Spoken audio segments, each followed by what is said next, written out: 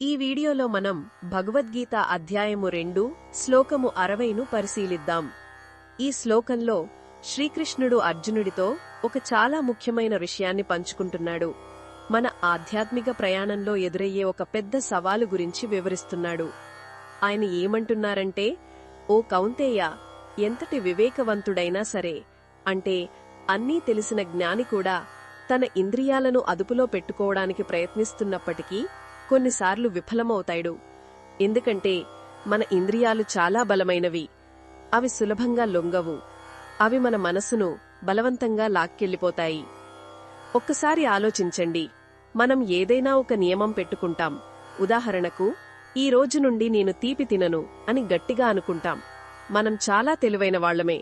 మన ఆరోగ్యానికి ఏది మంచో మనకు తెలుసు. అయినా మన కళ్ల ముందు వేడివేడి జిలేబీ పెడితే ఏమవుతుంది? ఆ వాసన, ఆ రూపం మనల్ని లాగేస్తాయి. వద్దనుకున్న మనసు దానిమీదే ఉంటుంది. చూశారా? ఇక్కడ మన కళ్ళు, మన ముక్కు, మన నాలుక అనే ఇంద్రియాలు ఎంత శక్తివంతంగా మన మనసును, మన సంకల్పాన్ని పక్కదారి పట్టించాయో. ఈ శ్లోకంలో వాడిన ప్రమాధీని అనే పదం చాలా శక్తివంతమైనది. అంటే ఇంద్రియాలు కేవలం ఆకర్షించడమే కాదు, మనసును చిలికినట్టు చేసి, కలవరపెట్టి, గందరగోళానికి గురిచేస్తాయి. వివేకమున్నవాడు, ప్రయత్నం చేస్తున్నవాడు కూడా జారిపోతాడంటే ఇక సామాన్యులమైన మన పరిస్థితి ఏంటి? అయితే భగవంతుడు ఈ మాట మనల్ని భయపెట్టడానికి చెప్పడం లేదు. మన శత్రువు ఎంత బలమైనవాడో ముందుగా మనకు తెలియజేస్తున్నాడు. మన ఇంద్రియాల బలం గురించి మనకు అవగాహన ఉంటేనే వాటిని అదుపు చేయడానికి మనం ఇంకా ఎక్కువ శ్రద్ధగా, జాగ్రత్తగా ప్రయత్నిస్తాం. ఇది ఒక హెచ్చరిక లాంటిది.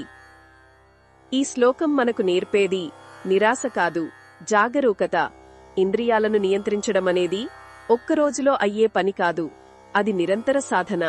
మనం పడిపోయిన ప్రతిసారీ మన బలహీనతను అంగీకరించి మళ్లీ భగవంతుని సహాయంతో పైకి లేవాలి. మన ప్రయత్నంలో నిజాయితీ ఉంటే ఆ పరమాత్ముడే మనకు దారి చూపిస్తాడు. మనసును ఇంద్రియాల నుండి మెల్లగా తప్పించి భగవంతుని వైపు మళ్లించడమే అసలైన యోగం. ఇది ఈ శ్లోకంలోని భావాన్ని వివరించడమే లక్ష్యం. మరిన్ని భగవద్గీత శ్లోకాల అర్థాన్ని తెలుసుకోవాలంటే మా తదుపరి వీడియోలను తప్పకుండా చూడండి.